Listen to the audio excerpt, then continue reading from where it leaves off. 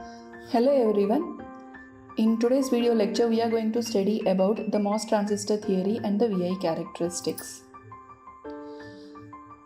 The complete syllabus which we are going to cover under this video lectures are the brief the MOS transistor history, the MOS transistor theory, ideal IV characteristics, non-ideal IV effects, DC transfer characteristics, BiCMOS, and scaling.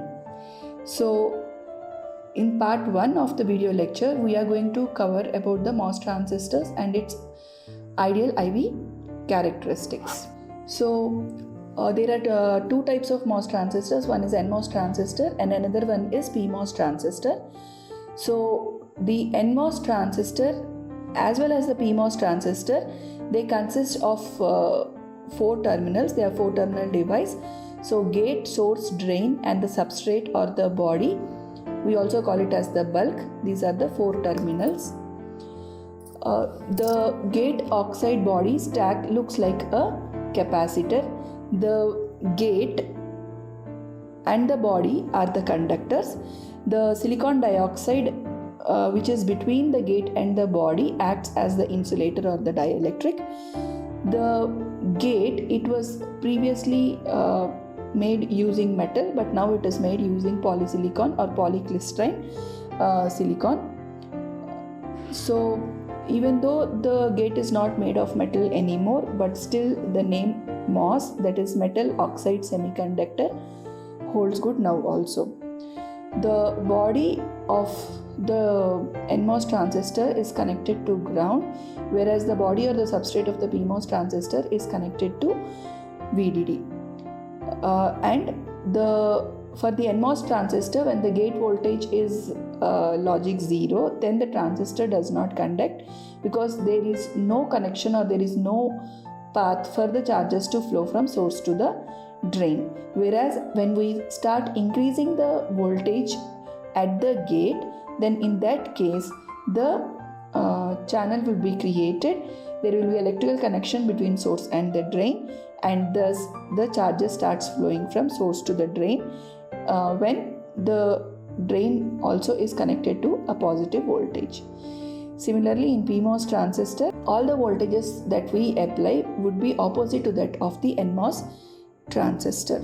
So in case of NMOS transistor, the gate potential is positive and the transistor is on, but when the gate potential is negative, then the transistor is off. We can say that when the gate potential is less than the threshold voltage, then in that particular case the transistor is off. And what is threshold voltage? Threshold voltage is the voltage which is applied at the gate, which would create inversion of the region under the gate to take place. So the current conduction between source and the drain is controlled using electric field, and this electric field, it is generated by the gate voltage, which will act as the control variable. PMOS transistor, as I have told you, it consists of 2 P+ regions which act as the source and the drain, and the bulk or the substrate is the N region. Here we can see that the doping and the voltages are reversed, and the body or the bulk of the PMOS transistor is connected to VDD. When the gate is at low voltage, then the transistor is on, but when it is at high voltage, then the transistor is off. So in the symbol, the bubble indicates that it is a PMOS transistor. So what is the difference between NMOS and PMOS transistor? NMOS transistor, the source and the drain are N+ regions, that is the regions where high diffusion of N-type impurities has taken place. That regions will act as the source and the drain, and these regions are placed in the P-type substrate. That means you take the silicon where you are going to add P-type impurities, then that region will be the P-type substrate, and in that 2 regions are defined where high concentration of N-type impurities are going to be diffused. So those regions will form source and the drain. So that is the NMOS transistor. Whereas in PMOS transistor, the N-type substrate is taken and two regions are defined for source and the drain, and in these regions high concentration of P-type impurities are diffused, so that these two regions will act as the source and the drain. There are two types of MOS transistors. We can actually categorize them into enhancement mode transistor and depletion mode transistor. In enhancement mode transistor, there is no electrical connection between the source and the drain when the gate voltage is 0. That means when VGS is equal to 0, there is no channel present between the source and the drain. Obviously, there will not be any current flowing through the flowing from source to the drain. Whereas in case of depletion mode transistor, already a channel has been implanted during the fabrication itself, so that even though the gate voltage is 0, there will be current flowing from source to the drain. So that is what is the depletion mode transistor. Difference is that in enhancement mode transistor, there is no channel present at gate when the gate voltage is equal to 0 in case of NMOS transistor. Similarly, in depletion mode transistor, when Vg is equal to 0, at that time already the current would be flowing because already a channel has been implanted between the source and the drain in depletion mode transistor. So the MOSFET is a major carrier device, and we know that in NMOS transistor the majority carriers are the electrons, and in PMOS transistor the majority carriers are holes. The current in conducting channel between source and the drain, it is controlled by the voltage applied to the gate. The first layer of the MOS capacitor, that is the gate, it is a good conductor. Initially, as I told you, initially it was fabricated or made using metal, but at present polysilicon or silicon from many small crystals are being used to fabricate the gate. The middle layer of the MOS capacitor is thin insulating film of silicon dioxide, and this will act as the dielectric or the insulator. The bottom layer is the doped silicon body. In case of NMOS transistor, it is P-type substrate, and in case of PMOS transistor, it is N-type substrate. So in NMOS transistor, in that P-type substrate, the holes are the majority carrier and the P-type body is connected to the ground. Whereas in case of PMOS transistor, because the body is N-type, so electrons would be the majority carriers in the N-type substrate, and it would be connected to VDD. The voltage applied to the gate, once again NMOS transistor, voltage greater than the threshold voltage is applied for the transistor to be on. In case of PMOS transistor, the voltage applied will be less than the threshold voltage, that is negative voltage would be applied, so that the PMOS transistor would be on. So when a voltage is applied to the gate of the transistor, the gate and the body together with the silicon dioxide, that is the insulator, will form the MOS capacitor. So the operating modes during the formation of MOS capacitor are accumulation, depletion and inversion region.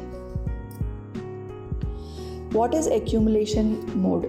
We have taken the MOS, that is, you can see here in this particular figure that only the gate region, silicon dioxide, and the substrate below the gate have been taken, and we have not taken into consideration the source and the drain of the transistor. Now we are applying a voltage which is less than 0, or negative voltage is being applied to the gate of the transistor. We can see that the body of the NMOS transistor is connected to ground. Now because we have considered NMOS transistor, the substrate or the body is the P-type material and holes are the majority carriers here.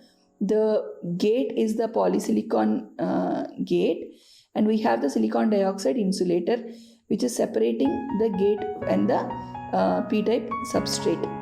So when negative voltage is applied to the gate of the transistor, negative charges will be present on the gate, so that positive charges or holes are going to be attracted towards to the surface of the substrate or the region beneath the gate. So you can see that under the gate, most of the concentration of the holes has increased because of the negative charge that has been applied at the gate. Now we start increasing the gate voltage from negative. Previously we had applied Vg less than 0. Now we are applying a voltage Vg which is greater than 0, but it is less than the threshold voltage. So in that case, when positive voltage is applied at the gate, then you can see positive charges are deposited on the gate. Because of these positive charges, the holes which are present underneath the gate in the substrate are going to be repelled. Now when these holes are being repelled, we say that this region under the gate is depleted of charges or devoid of majority carriers or the holes. So that's why we say that it is the depletion region. When we consider the voltage Vg applied to the gate, we are increasing it further. That is, we have increased it and it is equal to or greater than the threshold voltage, then more positive charges are will be formed on the gate, so that now these positive charges are previously only have repelled the holes present in the p-type substrate underneath the gate. Now these charges which have been deposited on the gate are sufficient to pull or attract the negative charges or the electrons towards the surface that is underneath the gate region. So we say that an inversion layer has been formed. So a high potential greater than the threshold voltage, then more positive charges on the gate, holes are further repelled and free electrons in the body are attracted to the region beneath the gate. Thus we can see that the region under the gate is now inverted and it now consists of negative charges or the electrons. Consider a transistor. We have taken NMOS transistor here. If we mark the terminals as the drain, source and the gate, the drain voltage is indicated by Vd, source voltage is Vs and gate voltage is Vg. So drain to source voltage will be Vds and Vds is equal to Vd minus Vs. Gate to source voltage is Vgs and it is Vg minus Vs. Gate to drain voltage is Vgd and it is Vg minus Vd. So from Vgs and Vgd, Vds can be written as Vgs minus Vgd. Source and the drain, they are symmetric diffusion terminals, and by convection, source is the source terminal which is at lower voltage compared to the drain terminal. So Vds should be greater than or equal to 0. And the body or the substrate of the NMOS transistor has to be grounded, and because of the voltages that we apply at the gate and the drain, there are three regions of operations. One is cutoff, linear and saturation region. So in cutoff region, basically what is cutoff region? You have the NMOS transistor here. The NMOS transistor, you can see it consists of the p-type substrate. It has two regions which are heavily doped with n-type impurities to form source and the drain. We have the silicon dioxide and above that we have the gate, that is the polysilicon.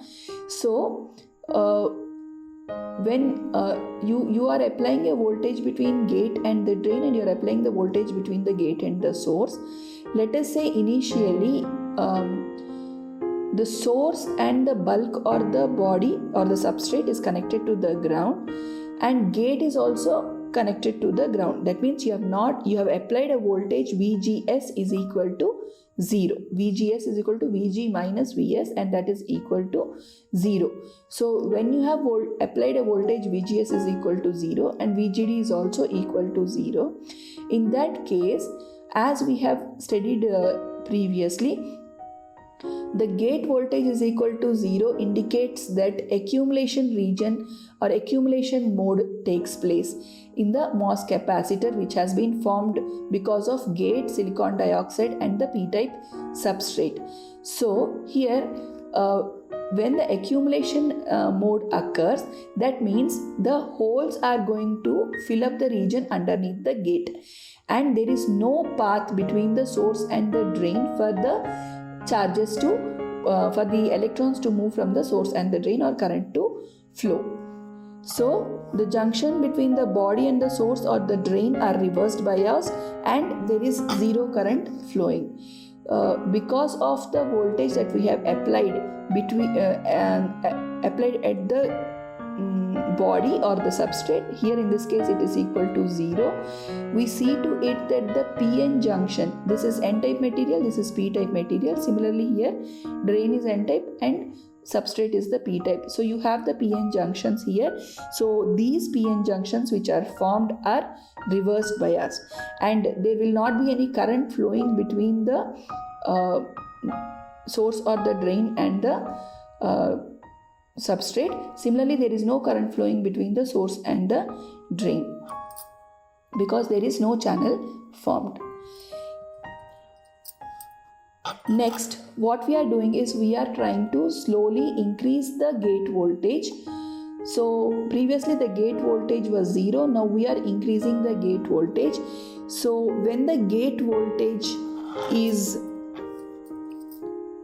a positive potential which you have applied and it is greater than or equal to the threshold voltage, at that time basically what happens is the Fermi potential at the surface or the surface potential is equal to the inverse of the bulk Fermi potential, so that surface inversion takes place or surface inversion is established, and because of that electrons are going to be attracted towards the gate and the channel would be created between the source and the drain.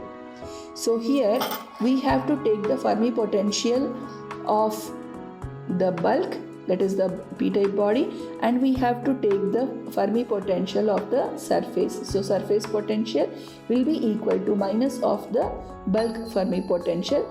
When this condition satisfies, at that time the negative charges are going to be attracted towards the gate, and that condition satisfies only when VGS is greater than or equal to the threshold voltage. Still the source and the bulk are connected to the ground or zero potential. Now when the channel has been created, initially we have VDS is equal to 0. So when the channel is created, so we can say that a conducting N-type layer forms between the source and the drain, and this channel is an electrical connection between the source and the drain which allows the current to flow as long as there is potential difference between the source and the drain terminal voltages, and the value of VGS needed to cause the surface inversion is called the threshold voltage. Now, as I told you, there should be a potential difference between the drain and the source for the current to flow. Now, because of the applied voltage VGS, the surface inversion has occurred, electrical connection has been formed between the drain and the source, but still VDS is equal to 0. So when VDS is equal to 0, there is no potential difference between the drain and the source. Because of that, no current would be flowing from source, no electrons would be flowing from source to drain, or no current would be flowing from drain to source. Now, as we start applying VDS, we slowly increase the value of VDS from 0. At that particular point, because of the potential gradient or potential difference formed between the drain and the source, the charges starts flowing, that is the electrons start flowing from source to the drain. VSB is equal to 0, that is source and the bulb both are connected to 0 in this particular in this case.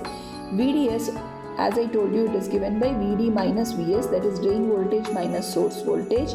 We can also write VDS as VGS minus VGD, where VGS is the gate to source voltage and VGD is the gate to drain voltage.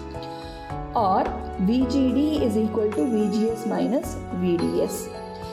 Now, for the channel to be created or channel to exist uniformly throughout the region under the gate, the voltage difference between the gate and the point under the gate should be greater than or equal to the threshold voltage.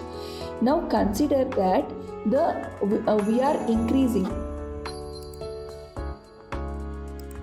we are actually increasing the voltage VDS. As we are increasing VDS, VGD is going to reduce. Why VGD is going to reduce? Because VGS minus VDS is increasing, so VGD will reduce. Now, when VDS reaches VGS minus VT. When it reaches VGS minus VT, at that time VGD will be equal to VGS minus VGS plus VT, or VGD will be equal to VT. So when VDS is equal to VGS minus VT, at that time VGD will be equal to VT. Now if we increase VDS greater than VGS minus VT, then automatically VGD, that is gate to drain voltage, will become less than VT. I hope you have understood. I'll repeat once again. VGD is VGS minus VDS. We are increasing VDS greater than 0. Slowly we are increasing. So VGD will start reducing or decreasing. Now when VDS reaches VGS minus VT, at that point VGD will be equal to VGS minus VGS plus VT, or VGD will be equal to VT. That is, the gate to drain voltage will be equal to the threshold voltage. But when we further increase VDS beyond VGS minus VT, at that time VGD will become less than VT. But for a channel to be created or surface inversion to take place, the voltage should be greater than or equal to VT. But in this case, between the gate and the drain, the voltage has now become less than VT. So basically what happens is, because of this, that is when VDS is greater than VGS minus VT, the channel is going to be tapered. That means the channel previously it was uniformly placed throughout between the gate, between the source and the drain, but because VGD has started reducing, and because of this condition, what happens is, you can see here that the width of the channel near the drain is less than the width of the channel near the source.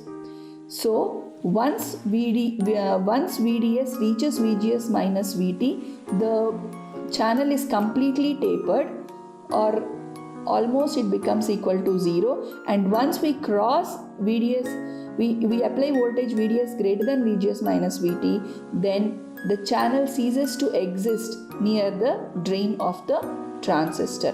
So the condition where VDS is between 0 and VGS minus VT, we say that the transistor is working in linear region. And in this condition, as you keep on increasing VDS in this particular in this range, that is 0 to VGS minus VT, current IDS increases. That is, electrons keep on flowing from source to the drain, or the current IDS is flowing between the drain to source. It increases with VDS. So what we can say is that linear region, it is resistive or non-saturated region. We also call it as the triode region. Inversion region or the channel of the free electrons formed between the source and the drain act as the conducting path, and so we say that the transistor is on.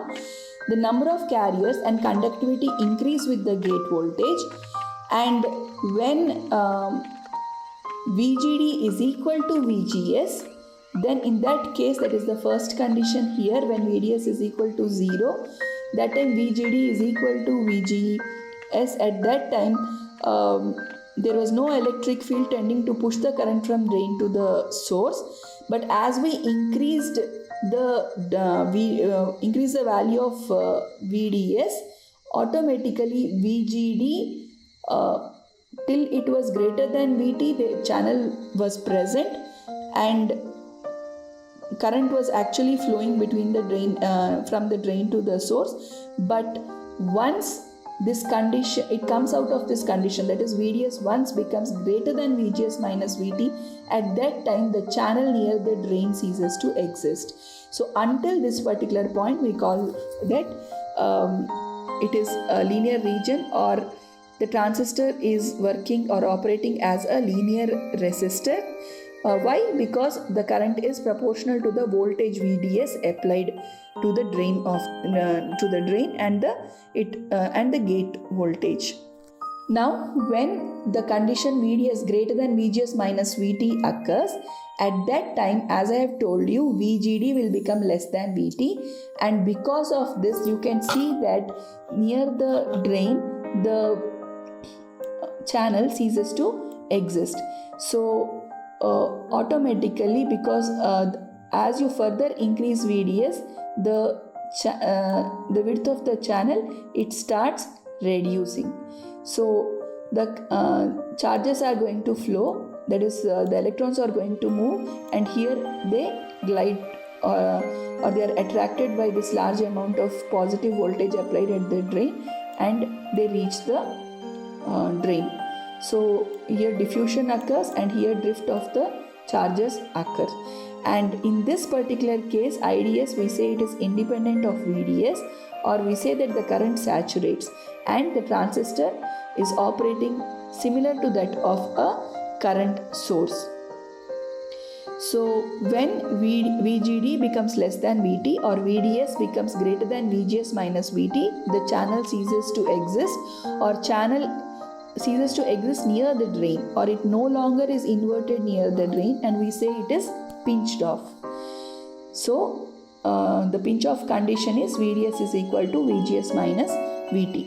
Conduction is still brought about by the drift of the electrons under the influence of the positive drain voltage, and as the electrons reach the end of the channel, they are injected into the depletion region near the drain and accelerated towards the drain. Now here the current which is flowing, it is controlled by VGS, but it is independent of VDS, or it is independent of the drain voltage. The transistor, as I have told you, it acts as the current source, and the current is independent of VDS. Now this can be explained in another way, like as I had previously told you that the bulk is always connected to ground or 0 volts, and you have a PN junction which is formed between N-type and P-type material here. So when the voltages are applied, so when you are applying a positive voltage to the drain, automatically what happens here, depletion region would be formed. Now the PN junction is reversed biased, so as you apply more and more positive voltage at the to the N-type material, the size the width of the depletion region would increase. So when the width of the depletion region increases, so basically at that time what happens here, this region, it is depleted of charges. So when VGD becomes less than VT, the depletion region width is such that it is depleted of charges, and it affects the inversion of the surface also, and thus causing the channel to taper. So in brief, What is the cutoff region of the transistor? We have taken the source to bulk voltage as 0. So VGS, when it is less than the threshold voltage, then the current flowing between the drain and the source is equal to 0, or the transistor is in off condition. That is why we say that it is in cutoff region. But when VGS is greater than VT, then and VDS is less than VGS minus VT, then we say that IDS increases with VDS and the transistor is in linear region, or it acts like a resistor. When VGS is greater than VT but VGD is less than VT, because VDS is greater than VGS minus VT, we say that the current flowing between the drain and the source is independent of the drain to source voltage. So we say that the transistor is in saturation region, or it acts as the current source.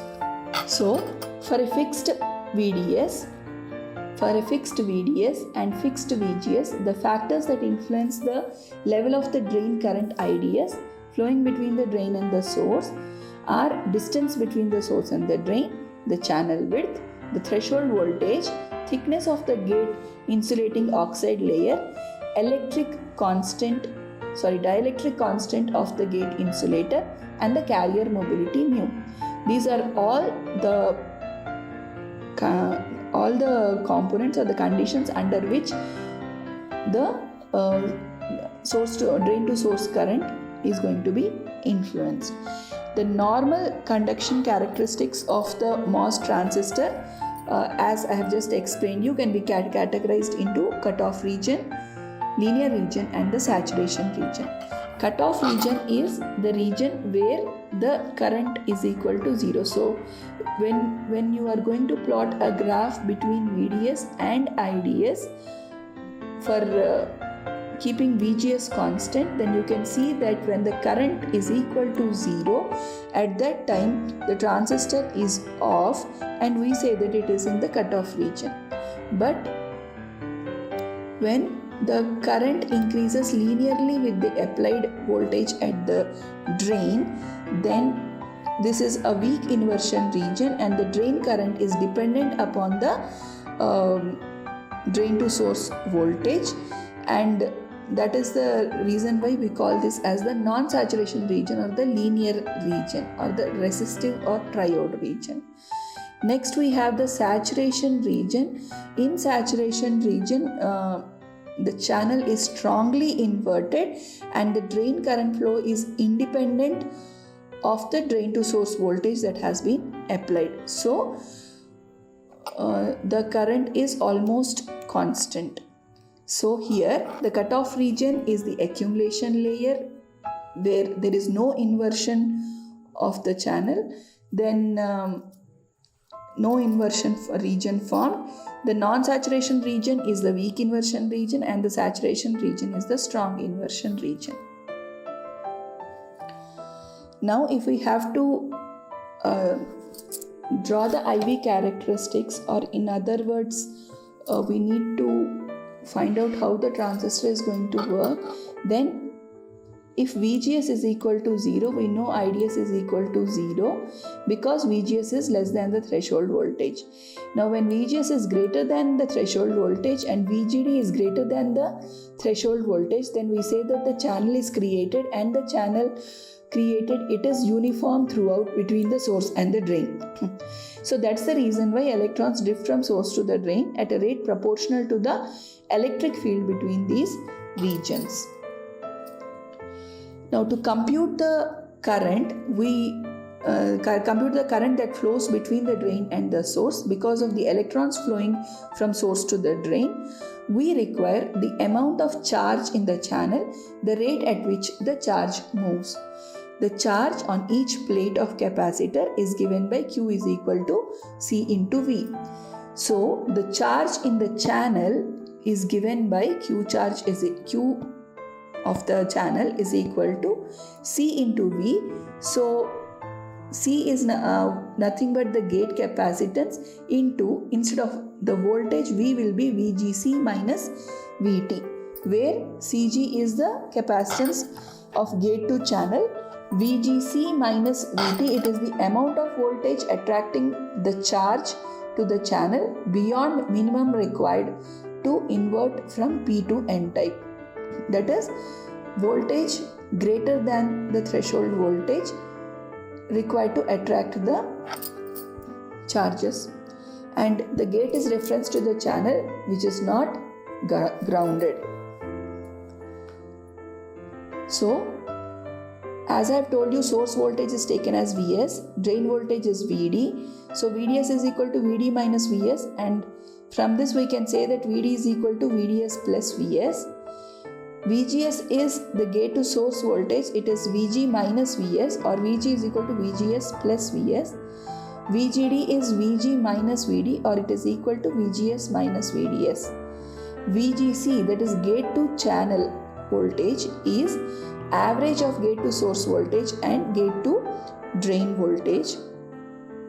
So VGS we have kept as it is. VGD can be written as VGS minus VDS. So from this we can get VGC, that is gate to channel voltage, is equal to VGS minus VDS by 2. So the gate acts as parallel plate capacitor with capacitance proportional to the area of thickness.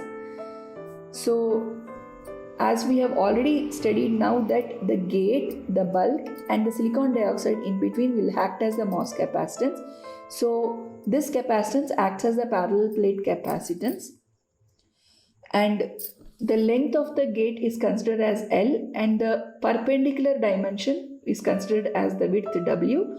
The oxide thickness is TOX. So Q of the channel is capacitance into the voltage, and the gate capacitance is given by any capacitance, parallel plate capacitance is given by C is equal to epsilon A by D, where A is the area of the parallel plates of the capacitor, D is the thickness of the dielectric between the parallel plates. So the gate capacitance will be given by epsilon OX. Instead of area, it will be W into L by TOX, where epsilon OX is epsilon naught into epsilon R, that is relative permittivity into permittivity of free space. WL is the area of the gate capacitor. TOX is the thickness of the silicon dioxide between the gate and the substrate. So epsilon OX by TOX is considered as COX. So gate capacitance is given by COX into WL, that is area into COX, or COX is the capacitance per unit area of the gate oxide. So COX is epsilon OX by TOX. As I told you, epsilon OX is epsilon R into epsilon naught. Epsilon R is the relative permittivity and epsilon naught is the permittivity of the free space. So permittivity of silicon dioxide is 3.9. The voltage of the channel is given by VGC minus VT, or VGC we just got it as VGS minus VDS by 2 minus VT.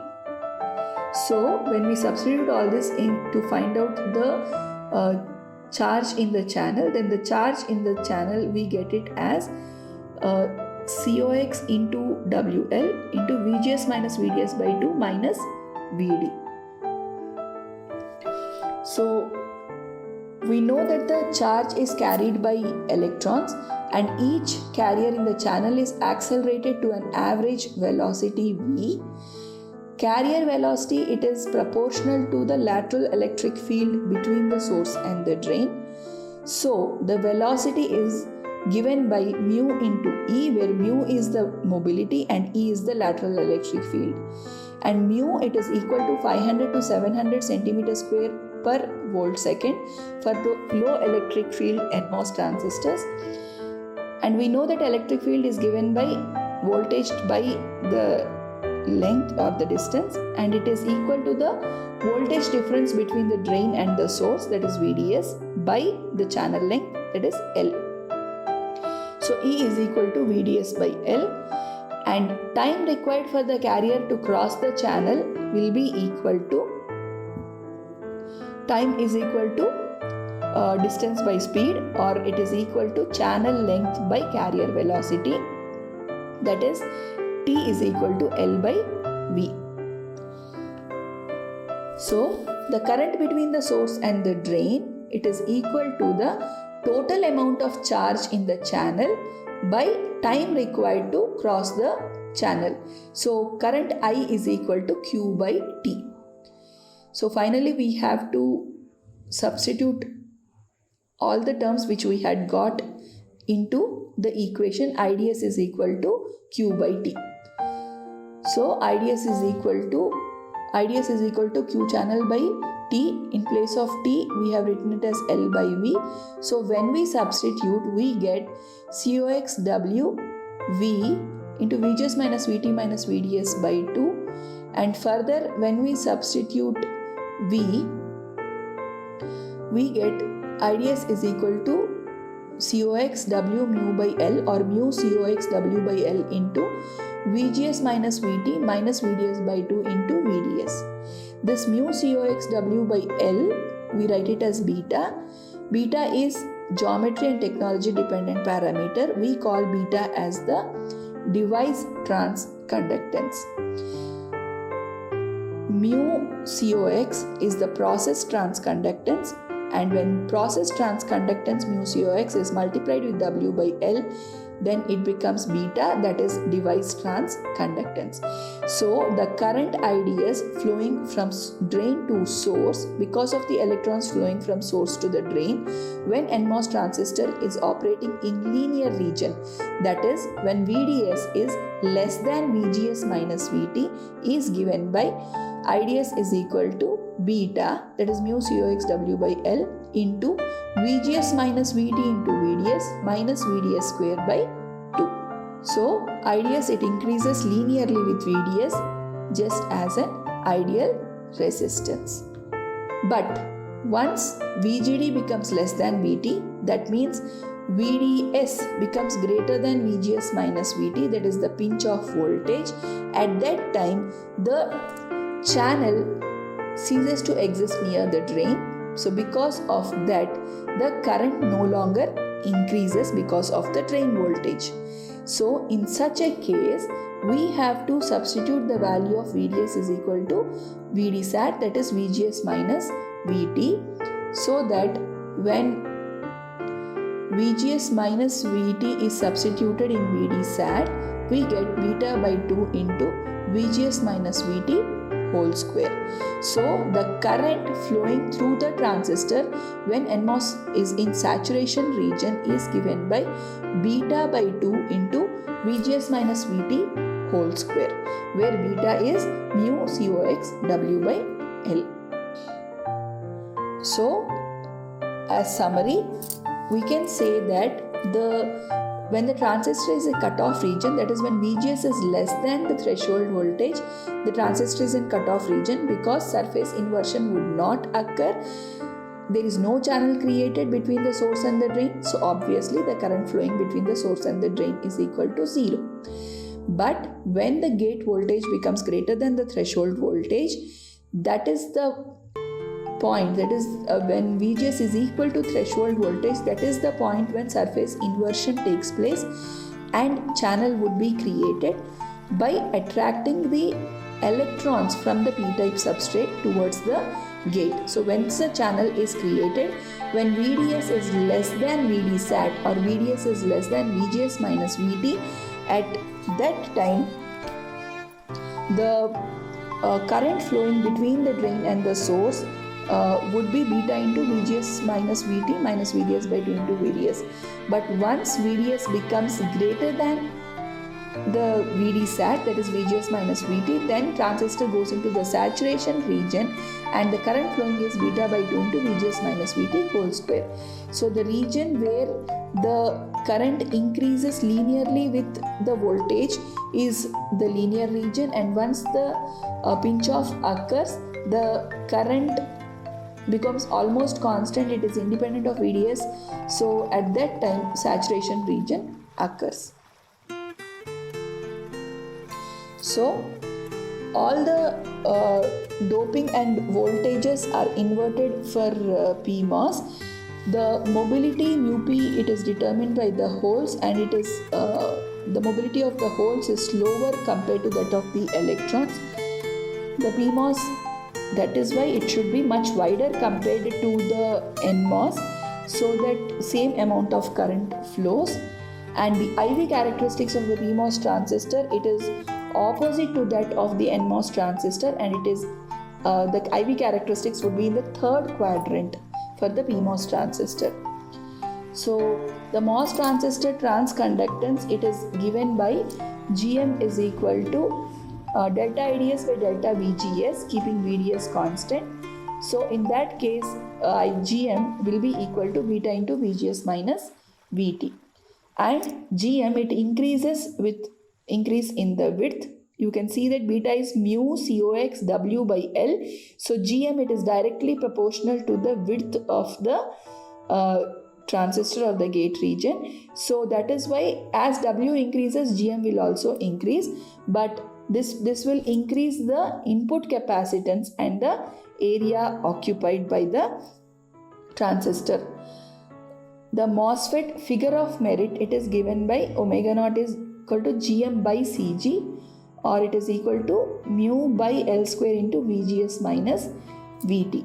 See, we know GM is beta into VGS minus VT. Beta is mu COX W by L, and CG is equal to COX into WL. Switching speed depends upon the gate voltage above the threshold voltage and on the carrier mobility, and it is inversely proportional to the square of the channel length. So figure of merit omega naught gives us the switching speed, and the resistance R of the transistor, it is given by R is equal to 1 by beta into VGS minus VT. Once again, beta we know it is mu COX W by L. So R is directly proportional to L and inversely proportional to W. So in this video's lecture, we have studied basics about the MOS transistor and IV characteristics. Thank you. Please like and subscribe.